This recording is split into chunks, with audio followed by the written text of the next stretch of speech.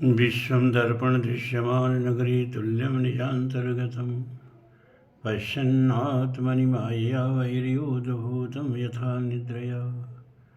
यः साक्षात् कुरुते प्रबोधसमये स्वात्मानमेवाद्वयं तस्मै श्रीगुरुमूर्तये नमः। इदं श्रीदक्षिणामूर्तये। ॐ सहनावतु सहनौ भुनक्तु सह वीर्यं करवावहै तेजस्विनावधीतमस्तु मा विद्विषावहै। ॐ विश्वानि देव सवितुर्दुरितानि पराशुव यद्भद्रं तन्नयाशु। वसुदेवसुतं देवं कंसचाणूरमर्दनं देवकी परमानंदम कृष्णं वंदे जगद्गुरुं। धर्म प्राण सत्संग प्रेमी सज्जनों, गीता का 18वां श्लोक चल रहा है, 18वां अध्याय, और आज 19वां श्लोक ले रहे हैं हम। अब इसमें ज्ञान, कर्म और कर्ता, 17वें अध्याय से ही त्रिगुण, रजोगुण, सतोगुण, तमोगुण की चर्चा चल रही है। तब 3 प्रकार के भगवान बताए सब।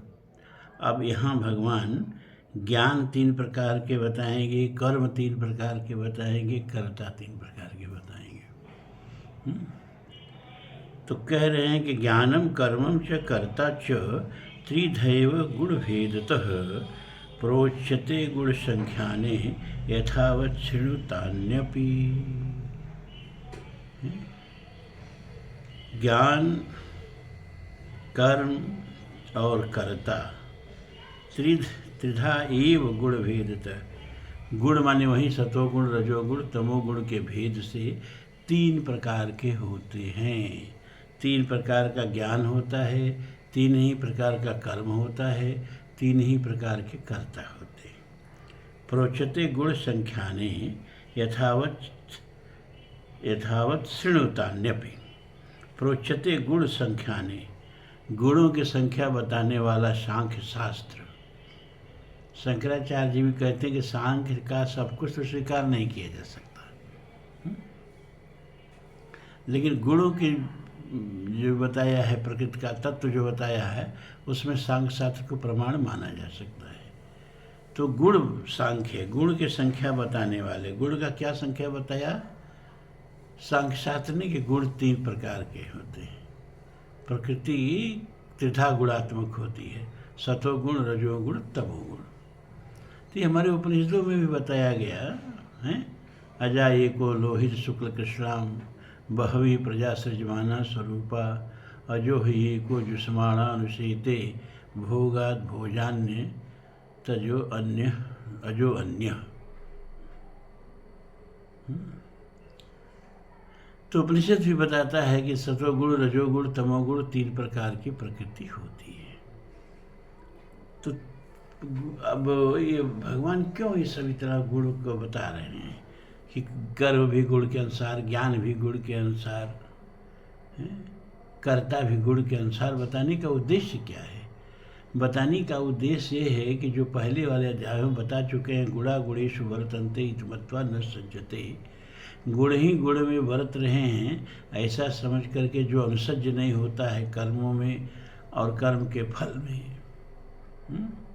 इसको यहाँ विधिवत समझा रहे हैं कि देखो, गुणानुसार कर्म होते हैं, तो गुण ही कर्म करता है, लेकिन तुम्हारे भीतर जो चेतना बैठी है वो अपने को गुणों का, अपने को कर्मों का कर्ता समझ लेती है। यही भूल हो जाती है। चरखी चल रही है और हम समझते हैं हम चल रहे हैं। नहीं, अरे हम उतर जाएं, चरखी चलती रहे हैं। अब चरखी से हम बैठे हैं चरखी पर, तो चरखी के साथ हम तो चलेंगे ही। तो प्रकृति को, इस शरीर को प्रकृति का चरखी समझ लो।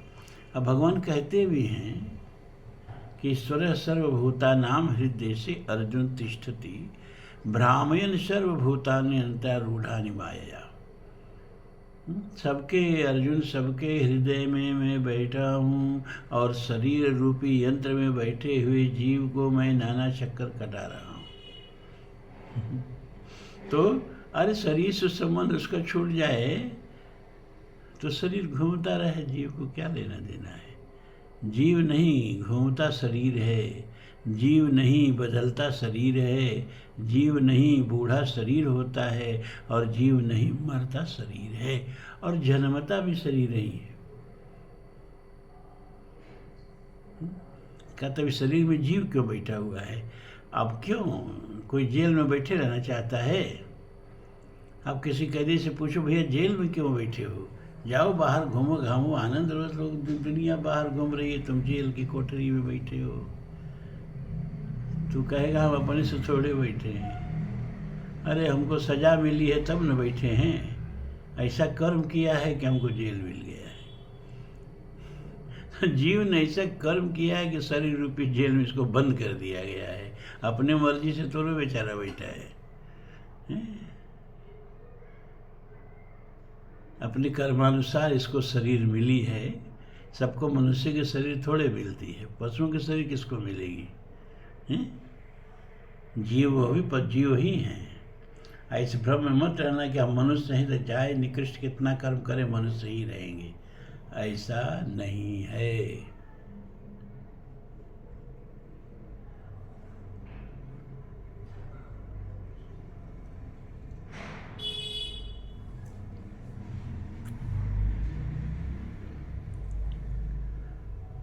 तो भगवान कहते हैं ज्ञानम कर्मम च कर्ता च त्रिधैव गुणभेदतः प्रोच्यते गुण संख्याने यथावत् श्रुतान्यपि। ज्ञान, कर्म और कर्ता त्रिधा इव गुण भेदतः, गुण के भेद के अनुसार तीन प्रकार के होते हैं।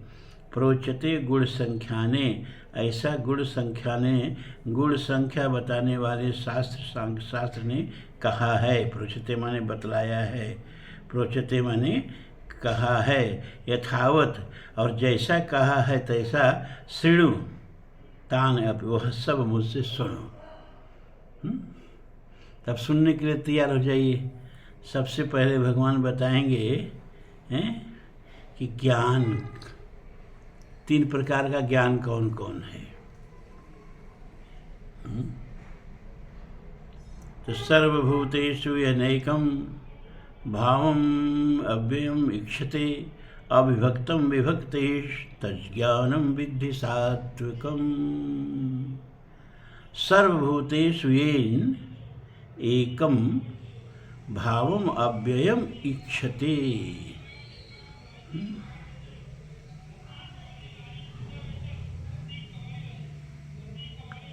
अविभक्तम विभक्तेषु, विभक्तेषु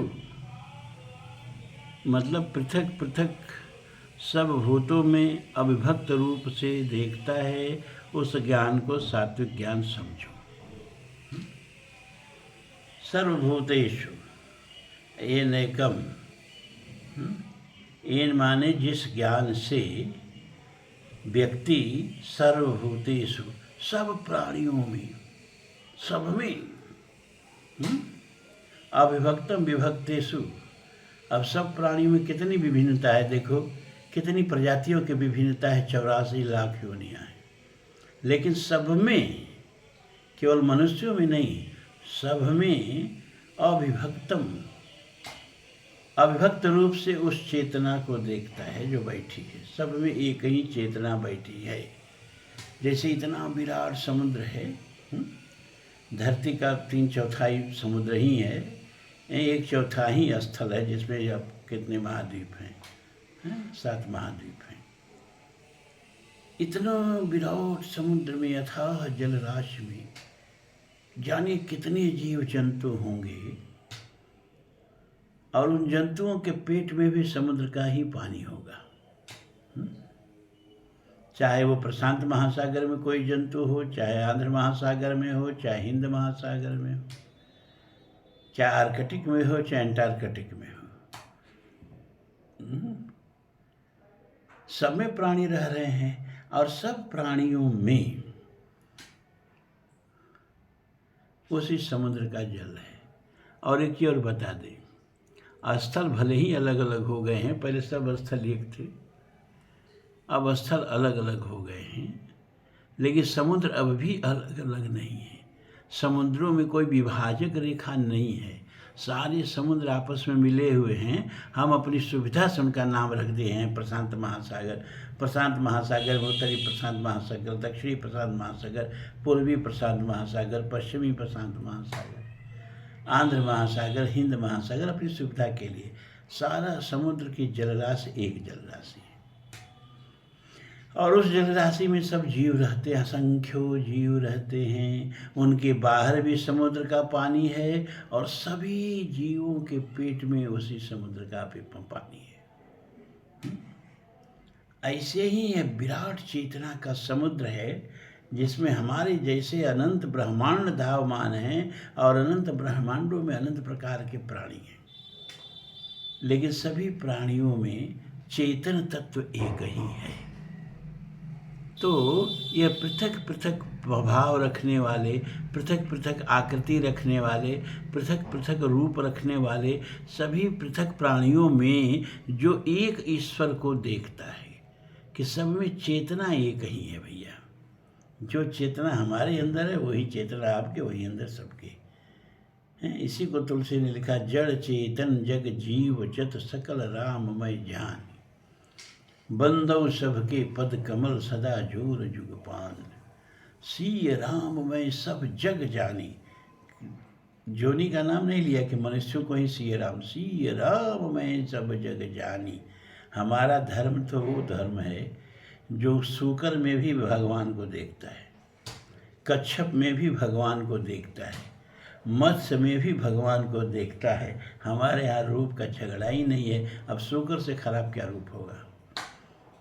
बारह भगवान, मत्स्य भगवान, कच्छपावतार कच्छप भगवान, बनमानुष भगवान, नृसिंह भगवान हैं। साफ साफ कह दिया कि श्रद्धा विश्वास रूपड़ो। न कोई नाम का झगड़ा, न कोई रूप का झगड़ा। बस जिस नाम में जिस रूप में तुम्हारी श्रद्धा है, सब नाम ईश्वर के, सब रूप ईश्वर के, उसके अलावा कोई है ही नहीं है। तो काहे झगड़ा कर रहे हो? किस बात का झगड़ा कर रहे हो?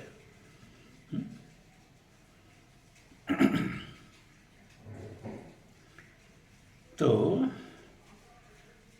सर्वभूतेषु अनेकं भावम् अव्यवीक्षते।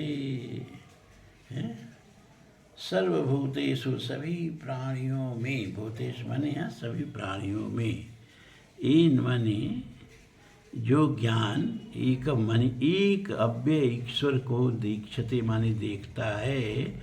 अविभक्तम विभक्तेषु सभी पृथक पृथक में एक उस अविभक्त परमात्मा को देखता है।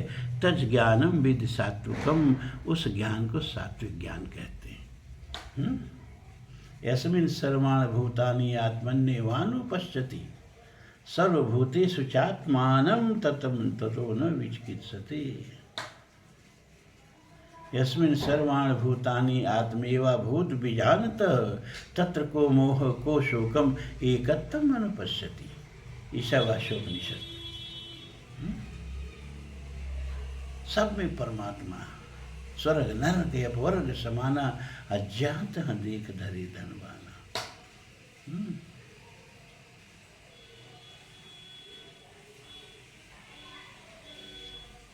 तो सात्विक ज्ञान समझ में आया?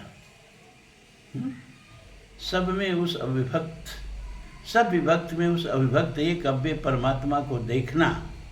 सबके हृदय में परमात्मा बैठा है। जय के हृदय जहाँ जस प्रीति, अप्रभुतः प्रकट तहाँ तेरी रीति। पानी का आकार अलग अलग हो सकता है, पानी का रंग भी अलग अलग हो सकता है।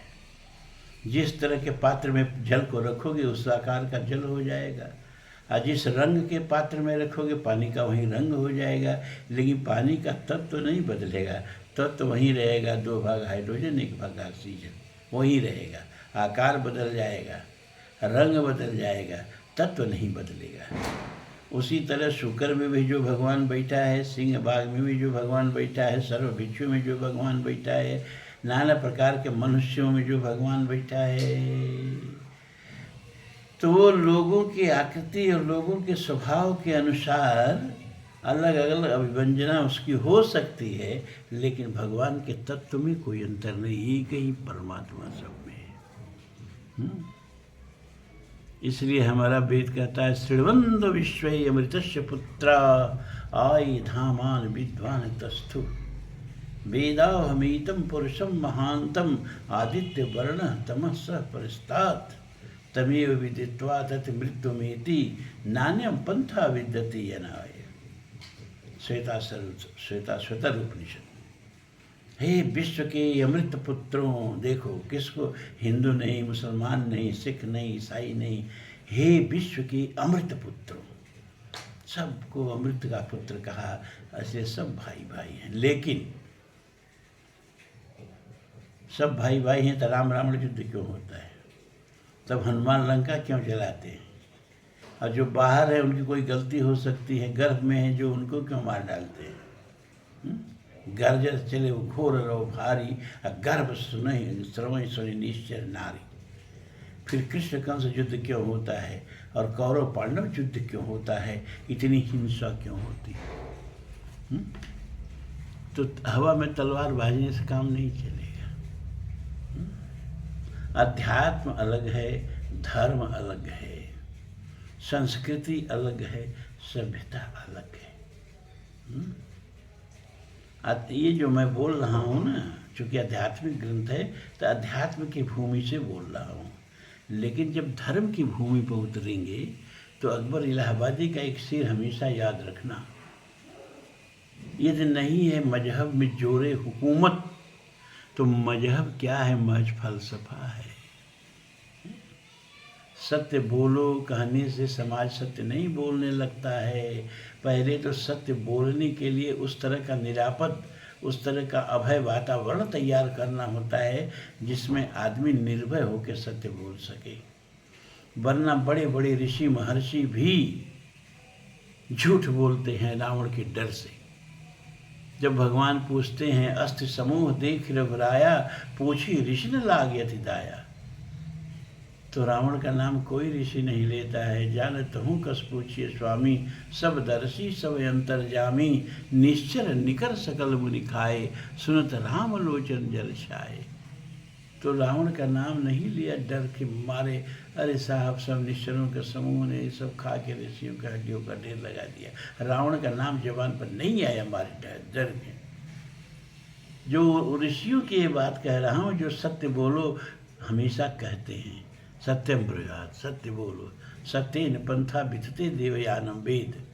सत्य बोलने वाले के रास्ते में देवता लोग विमान लेके प्रतीक्षा करते हैं कि जब ये शरीर छोड़ें तब विमान पर बैठा के वैकुंठ लेके चले। ऐसे ऋषि झूठ बोलते हैं, सीधे सीधे रावण का नाम नहीं लेते हैं, तो भगवान का काम बढ़ा देते हैं। तब भगवान को कहना पड़ा निश्चरहीन करो मई, भुज उठाई प्रण कीन। तो हनुमान जी जब लंका चला रहे थे तो उन्होंने कहा कि प्रभु ने तो प्रण किया है निश्चरहीन करो मई। आई करोड़ों बच्चे भी पैदा होने वाले हैं, फिर निशाचरों की फौज तैयार हो जाएगी, तो चलो गर्भ में भी इनको मार डालते हैं ताकि प्रभु की वाणी सही होके कि निश्चरहीन करो मई। ये धर्म है, ये धर्म है कि सत्य बोलो कहने के लिए, सत्य बोलने के लिए जो जवान काटने को तैयार है उनकी भुजाओं को काटना पड़ता है, ये धर्म है। इसलिए धर्म को संप्रदाय बनाना पड़ता है, धर्म को संगठन बनाना पड़ता है और धर्म को हथियार उठाना पड़ता है। तो ये जो है आध्यात्मिक प्रवचन हो रहा है, ये धार्मिक प्रवचन नहीं कर रहे हैं। धार्मिक प्रवचन में अब हमसे लोग पूछते हैं कि साईं की पूजा होनी चाहिए कि नहीं। हमका आध्यात्मिक रूप में होना चाहिए, क्योंकि सब रूप सदा सब हो ही न सो। सब रूप परमात्मा का है, जिस नाम रूप में श्रद्धा विश्वास जोड़ दो सब परमात्मा का है, लेकिन धार्मिक रूप से नहीं होना चाहिए। क्यों? अरे भाई, किसी मुसलमान से कहोगे कि हम मस्जिद में साईं को बिठाएं तो बिठाने देगा? किसी सिख से कहोगे कि हम गुरुद्वारा में साईं को बैठाएं तो बिठा नहीं देगा। किसी ईसाई से कहो कि हम साईं को गिरजाघर में बैठाएं तो बैठा नहीं देगा। तो सारा अजायब घर हिंदुओं का मंदिर ही क्यों हो? क्योंकि इनके पास कोई अनुशासन नहीं है, इनके पास कोई शक्ति नहीं है, तो इनके मंदिर में जिसको चाहो ले जाके बिठा दो। धार्मिक रूप से इतना कमजोर रहेंगे, एक दिन अस्तित्व तो मिट जाएगा। तो धर्म अलग है, अध्यात्म अलग है। इस समय आप लोग आध्यात्मिक प्रवचन सुन रहे हैं। पृथक्त्वेन तु यज्ञानम नाना भावान पृथक विधान वेत्ति सर्वेषु भूतेषु तज्ज्ञानम विद्धि राजसम्।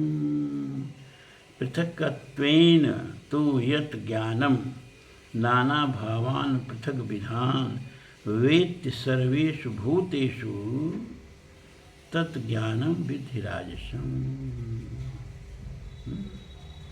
अर्थात जिस ज्ञान के द्वारा संपूर्ण भूतों में भिन्न भिन्न प्रकार के नाना भावों को अलग अलग जाना जाता है, वह ज्ञान जो विविधता में विविधता देखता है।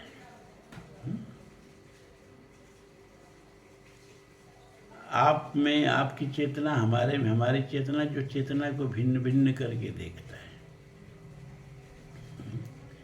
एकत्व तो नहीं देखता है। हमारा प्राण हमारा, आपका प्राण आपका, उनका प्राण उनका, उनका प्राण उनका, एक क्षण के लिए भी नहीं सोचता है कि प्राण भी अविभाज्य है, चेतना तो बहुत सूक्ष्म बात है। एक जगह आप 10-15 लोग बैठे हो और श्वास ले रहे हो, श्वास छोड़ रहे हो, इस कमरे के हवा में ही ना श्वास ले रहे हो और कमरे के हवा में श्वास छोड़ दे रहे हो। तो जो उस कमरे के हवा की श्वास लिया, तो सार्वजनिक हवा जो कमरे में भरी है, जब श्वास लिया तो आपकी व्यक्तिगत हवा हो गई, शरीर में गई तो आपका प्राण हो गई। अब प्राणों से प्यारा कुछ नहीं होता है, इस श्वास से प्यारा कुछ नहीं होता है। 2-4 घंटा जल के बिना बिता सकते हैं, जो 2-4 दिन भोजन के बिना बिता सकते हैं, लेकिन 2-4 मिनट हवा के बिना नहीं बिता सकते, क्योंकि वही प्राण है। लेकिन ये प्राण कितना आपका है? ये सार्वजनिक प्राण जो कमरे में भरा है, इसी में से न ले रहे हो श्वास। आपके भीतर गई वो हवा जो सार्वजनिक हवा है, आपके भीतर गई तो आपका प्राण हो गई। अब फिर उसको निश्वास से बाहर कर दिया, अब दूसरे के नाक में चली गई, तो जो अभी एक पल पहले आपका प्राण था, उनका प्राण हो गई। तारा ध्यान दो कि कितना सम्मिलित प्राण है हम लोगों का, कितना साझेदारी का प्राण है हम लोगों का। ये तो प्राण की हालत हो गई है ना। जल तत्व भी सबका साझे का है। जमीन में जल है, उसको सेक्शन पंप से खींचा, टंकी में भरा, फिर अपना गिलास में लिया, पी लिया, फिर मूत्र लगा, बस बाहर कर दिया, वो वाष्प बन के उड़ा या धरती में समा गया, फिर जल में मिल गया और फिर दूसरे के पेट में चला गया। जल साझे का भैया, क्षिति तत्व साझे का, वायु तत्व साझे का, आकाश साझे का, अग्नि तत्व साझे का। थोड़ा तर्क से विचार करके देखिए, अरे जब सब कुछ साझे का है तो चेतना कैसे अलग हो जाएगी? वो तो बहुत सूक्ष्म है। एक ही चेतना सब में स्पंदित हो रही है। जैसे एक ही बिजली पंखे में गई तो हवा दे रही है, फ्रिज में गई तो ठंडा कर रही है, एसी में गई तो ठंडक दे रही है, हीटर में गई तो गर्मी दे रही है? मोटर में गई सेक्शन पंप में तो पानी पताल से खींच रही है। तो क्या बिजली अलग अलग है? नहीं, बिजली एक ही है। बिजली विभाजित नहीं है, बल्कि वो जो इक्विपमेंट हैं, जो आपके उपकरण हैं, वो विभाजित है, वो अलग अलग हैं। तो उपकरण को अलग अलग देखते हुए भी अगर सब में एक ही विद्युत कार्यरत है, ये देखना ये सात्विक ज्ञान है। और सभी उपकरणों में विद्युत भी अलग अलग है, ये देखना राजस ज्ञान है।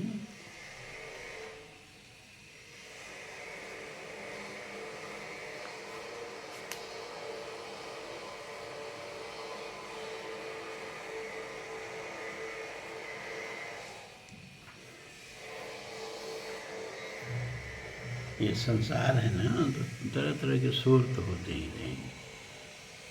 यत्तु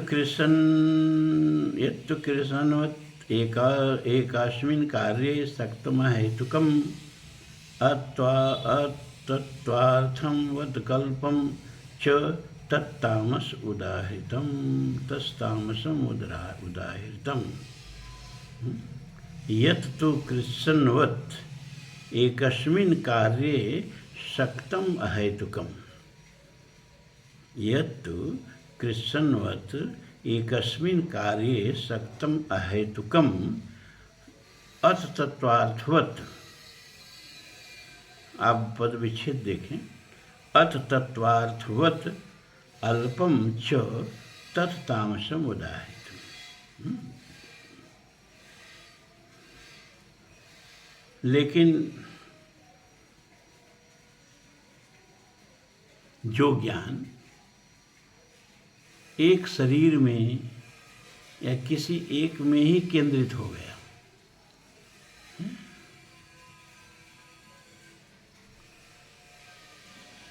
जैसे एक मूर्ति में ही हमने उसको परमात्मा मान लिया, तो मानना बुरा नहीं, लेकिन बस यही परमात्मा है, इसके अलावा जो है अलग वो परमात्मा नहीं है। दूसरे की मूर्ति को, दूसरे के पूजा घर को गिरा देना, दूसरे की मूर्ति को भंग कर देना, तोड़ देना, या फिर अपने अपने इष्ट को लेकर के लड़ना झगड़ना है, और या तो फिर अपने शरीर में ही संपूर्ण ज्ञान समेट लेना, ये हमारा शरीर ही सब कुछ है और हमारे शरीर की पीड़ा पीड़ा है, हमारे शरीर का दुख दुख है। दूसरे की पीड़ा और दूसरे के दुख के प्रति सहानुभूत नहीं रखना, संवेदना नहीं रखना, और बिना युक्ति के और बिना तर्क के जो यह तुच्छ ज्ञान है, इसको तामस ज्ञान कहा गया है। इसका मतलब ये नहीं कि मूर्ति पूजा की निंदा की जा रही है, लेकिन अव्यक्त जो है, निर्गुण निराकार जो है, मन उसको कैसे रूप रेख जो गुणजात जुगुत बिन निरालंब मन चक्र धावे सब विधि अगम विचारे ताते सूर सगुन लीला बदलावे। तो ईश्वर का ध्यान देहधारियों के लिए निर्गुण का ध्यान बड़ा कठिन होता है, गीता में भगवान ने बताया। तो हम क्या करते हैं कि नाम रूप लीला धाम प्रभु की अपनी भावना से श्रद्धा से रच लेते हैं, और उसमें अपनी भावना और श्रद्धा और विश्वास डाल करके ईश्वर की उपासना करते हैं। लेकिन पत्थर में भगवान को देखते देखते हर प्राणी में भी ईश्वर को देखना, ये मूर्ति पूजा का अभिष्ट होता है।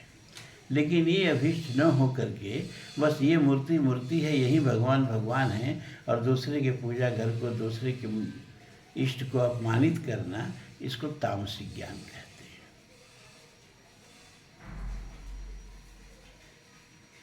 नियतम संग रहितम अद्वेष्टः कृतम अफल प्रेप्सुना कर्म यत् सात्विकम उच्यते, यत् तत् सात्विकम उच्यते। नियतम संग रहितम अराग द्वेषतः कृतम। नियतम, एक पद विच्छेद ठीक से देखें तभी समझ में आएगा। संग रहितम अराग द्वेषतः कृतम अफल प्रेप्सुना कर्म यत् तत् सात्विकम उच्यते। नियत कर्म, जो कर्म सामाजिक रूप से, जो दायित्व सामाजिक रूप से अनिवार्य रूप से आपको करना है, आपको सौंपा गया है। एक सैनिक सीमा पर खड़ा है, तब उसका काम है सीमा पर पहरा देना। कोई भी घुसपैठिया घुसपैठ न करने पावे, जान की बाजी लगाकर भी राष्ट्रीयता की सीमा की रक्षा करना, ये उसका नियत कर्म है। ये दायित्व उसको सौंपा गया है, आज दायित्व को उसने स्वीकार किया है, तब सीमा पर खड़ा है, ये उसका नियत कर्म हुआ है। इसी तरह सबका आप लोग जो जो बैठे हो, इस सत्संग के बाद उठोगे, अपने अपने नियत कर्म में लग जाओगे। सबका नियत कर्म पहले से निर्धारित है। कुछ लोग कहेंगे हम तो रिटायर हो गए हैं। रिटायर हो गए हैं लेकिन नियत कर्म का सही ढंग से पालन किए हैं, तभी आके सत्संग में बैठ पा रहे हैं। तभी कम से कम इतनी कमाई किए हैं कि सुबह उठ उठ कर रिक्शा नहीं चलाना पड़ रहा है, सुबह उठ कर के कोल्ड स्टोरेज में भागना नहीं पड़ रहा है कि पूरा पीठ पलार के 3 तल्ला 4 तल्ला पर चढ़ाना है, हैं? सुबह मजदूरों के सट्टे में जाके खड़ा नहीं हो जाना है कि वहाँ कोई ले जाए, दिन भर काम करे, शाम को पैसा दे तो घर जाएं, तो बाल बच्चों की रोटी चलाएं। नियत कर्म का नियमित ढंग से पालन किए हैं, इसीलिए सत्संग में आके बैठे। तो नियतम, लेकिन अब यहाँ भगवान सात्विक के लिए कह देते हैं संग रहितम अराग द्वेषतः कृतम।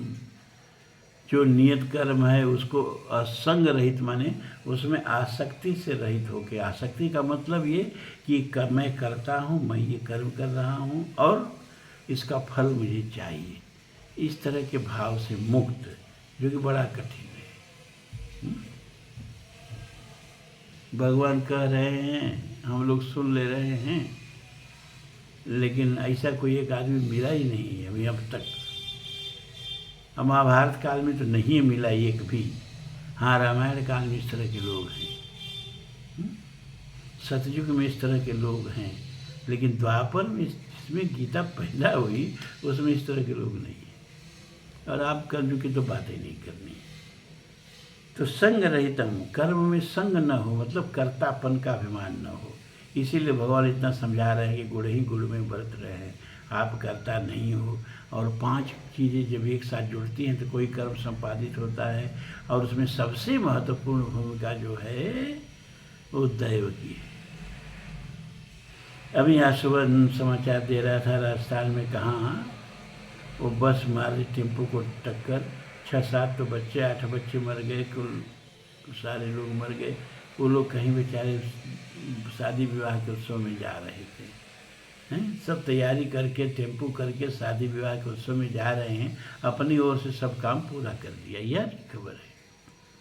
लेकिन दैव को मंजूर नहीं था कि वो शादी में पहुँचे, तो उनका सारा प्रयास विफल हो गया।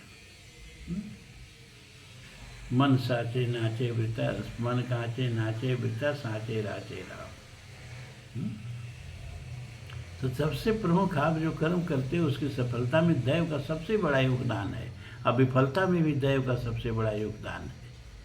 तो सबसे आप जो कर्म करते हो उसमें अहम भूमिका तो दैव की हो गई। और फिर और बताया कि अधिष्ठानम तथा कर्ता करणम पृथक विधम है। अधिष्ठान ये शरीर आपका थोड़े है, जिन्होंने उदाहरण देकर समझाया है, तो प्रकृति का है। तो इससे किया गया कर्म प्रकृति का हुआ, आपका कहाँ हुआ? खैर, उसको आप दोहराएंगे नहीं। तो नियतम संग रहितम अराग द्वेष, न राग हो, न द्वेष हो, न कर्तापन का अभिमान हो, न फल की इच्छा हो। इससे जो इस तरह की भावना रख के जो नियत कर्म करता है, अफल प्रेप्सना, फल की इच्छा नहीं रखता है, यह सात्विक कर्म उच्चते। इस कर्म को सात्विक कर्म कहते हैं। यत्तु कामेप्सुना कर्म साहंकारेण वा पुनः क्रियते बहुलायासम तद्राजसम सुमा तद्राजसम उदाहृतम। यत्तु कामेप्सुना कर्म साहंकारेण वा पुनः क्रियते बहुलायासम तद्राजसम उदाहृतम। यत्तु जो कर्म कामेप्सुना, काम की इच्छा से, काम की लालसा से और अहंकार से किया जाता है, मैं कर्म को कर रहा हूँ, इसका फल 100% का पूरा मुझे चाहिए। पीछे भगवान बताए हैं कि बिना 5 के सहयोग के कर्म नहीं होता है, कोई उसका मतलब नहीं है। मैं कर्म का करता हूँ और कर्म का फल मुझे चाहिए। और बहुलायासम, इस भोग के सामान को जुटाने के लिए बहुत कष्टप्रद कर्म भी करते हैं। अच्छा, इतना ये जो माफिया डान हैं, ये हजारों हजारों करोड़ जिंदगी भर कमाओ तो 1 करोड़ नहीं जुटता है। और हजारों आपने देखा कि 2 माफिया डानों का देखा कि 400 500 हजार हजार करोड़ की संपत्ति नीलाम हो गई, करोड़ हो गई। क्या करते थे वो? बंदूक की नोक से कमाते थे। और कहा गया है कि जिनके जो तलवार के बल पर जीते हैं, एक दिन उनकी गर्दन उसी तलवार की नोक से कटती है। और कटी तो बहुलायासन, ये ठेकेदार हैं सब, ठेकेदारी करेंगे, दूसरे की ठेकेदारी में कंपटीशन होगा, गोली चलेगी, मर जाएंगे। काहे मर जाते हो भाई? धन इतना महत्वपूर्ण नहीं है कि इसके लिए जीवन दे दिया जाए। तो बहुलायासन, बहुत कष्ट भी सहेंगे, कष्ट सह के कर्म करेंगे, लेकिन मैं करता हूँ और मुझको इसका पूरा पूरा फल चाहिए। अब इसके लिए दूसरे को नुकसान ही पहुँचा के कर्म करेंगे। इस तरह के कर्म को राजसिक कर्म कहना चाहिए, राजस कर्म कहना चाहिए।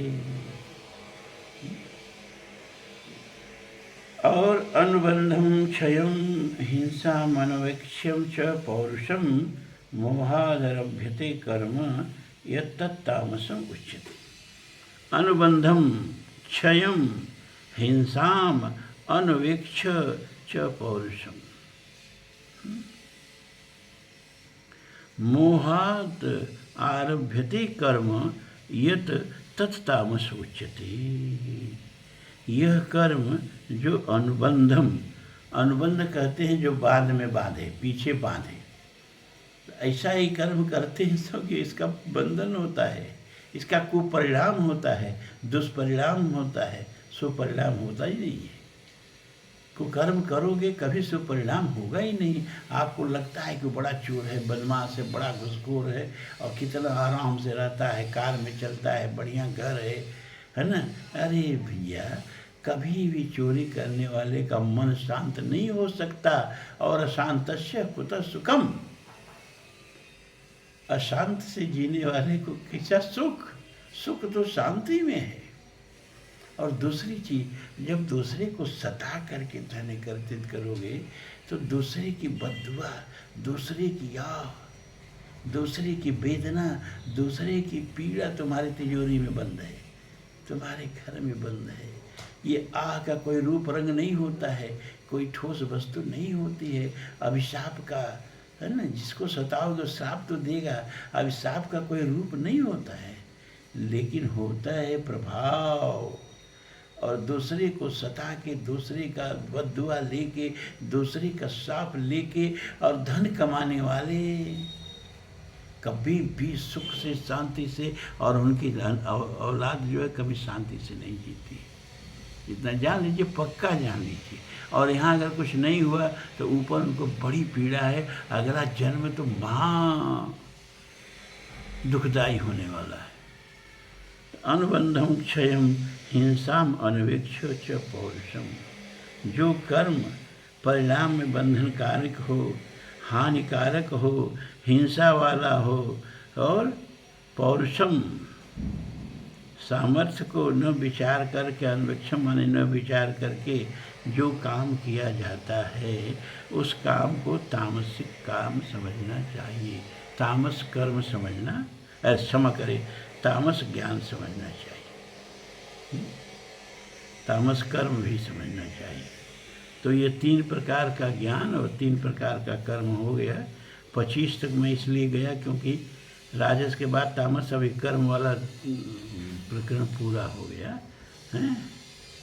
अब इसके बाद 3 प्रकार के कर्ता कल से शुरू होगा। आज इतना ही। ओम पूर्णमदः पूर्णमिदं पूर्णात् पूर्णमुदच्यते पूर्णस्य पूर्णमादाय पूर्णमेवावशिष्यते।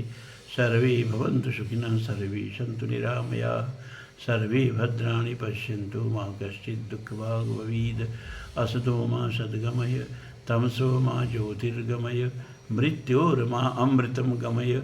ओम शांति शांति शांति।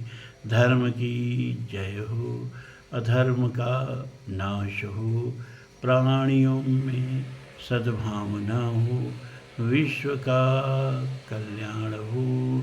ओम हर हर महादेव।